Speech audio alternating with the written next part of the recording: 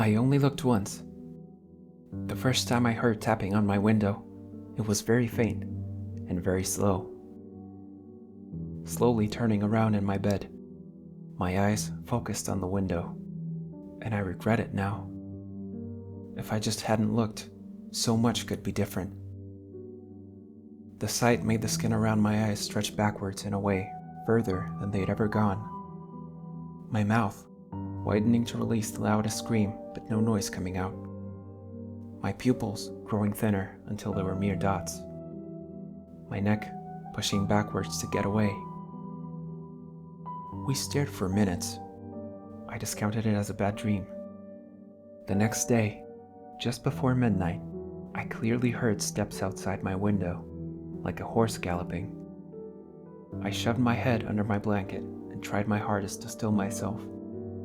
The tapping began. It was louder and faster than last time. Minutes pass and the tapping stops. When I wake up the next day, I walk around to my backyard. Beneath my window, there are large footprints, large enough to fit my palm spread out with a bit of space still left. They're in front of my window, but nowhere else, as if they just came into existence. I called the cops. They arrive later that night and stand guard. The tapping never came that night. I fell asleep in peace, and a clutch of hope tells me things are going to be fine. Eventually, the cops leave. I wake up in the middle of the night. It's pitch black outside. I heard loud disgruntled tapping on my window. The tapping is much more forceful than before. I can hear the window shaking. I know something is staring at the little lump in the bed with sullen eyes. The large pit in my stomach told me so. I don't know why, but I'm still. It feels comfortable, I guess. A delusion telling me it can't see me if I'm just still enough, but I can't help but breathe. And the breathing makes me rock slightly up and slightly down.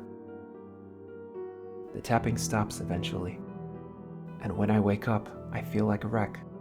I call the cops again, but this time, they're not nearly as understanding. Things can't go on like this, I think to myself, and head out. There's a forest beside my house. It's filled with close trees, lush leaves, green and orange bushes, and tall thick grass. I know the tapping comes from there. I know it for a fact. I put on my thick green jacket and heavy black boots and snatch my camera. The tracks must have been hidden, but not perfectly.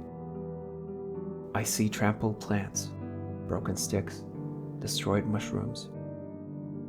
This would look common to any other scenario, but not to me. Right now, it's clues. I see a cave opening. It's a black door of air, rimmed by gray pointy stone. I hear a distinct noise as I approach it. It sounds like an old man, with a high-pitched voice, heaving loudly. I've never heard anything like it. My gut feels sick. The sound is just wrong. I take a step into the cave. My leg disappears into the cold abyss, as if the darkness bit it off. A spark of energy shoots through my body. Everything in me is begging me to not go in. I take a few steps, and the darkness envelops me. I tread, feeling my way forward. And then, my legs hit up against something, and I tumble down the cave until I head up against the wall. The heaving turned into heavings. I could hear it all around. I grabbed my camera and took a shot towards the noise. The flash lit up the corridor. I caught my gasp. On the floor, layers of people with horns lay asleep. Their feet are covered in goat hair.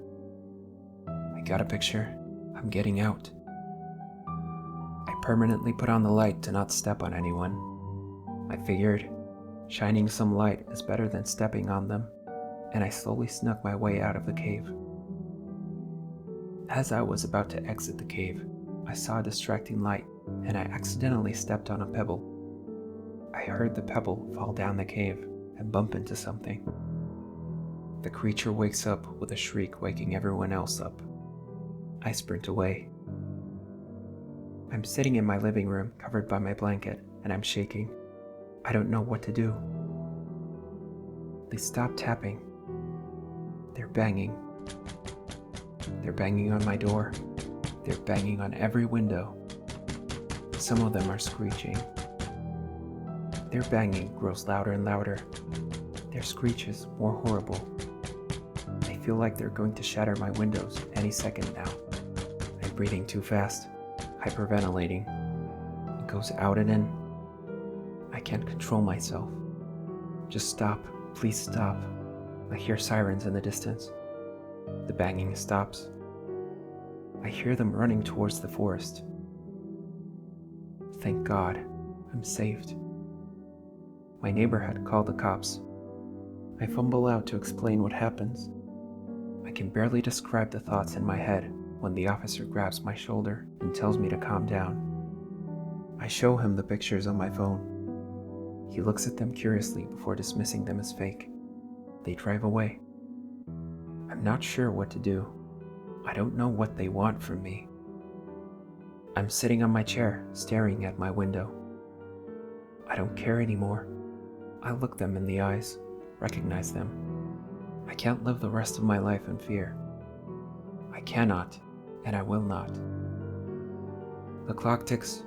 Each second draws us closer to midnight.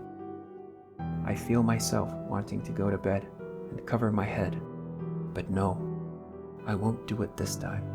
I'm going to look, even if it's the end of me. I will look. I blink, and they're all standing there. 5 large, tall, hollowed-out faces staring right at me. We make eye contact, but I hold my ground. They're angry.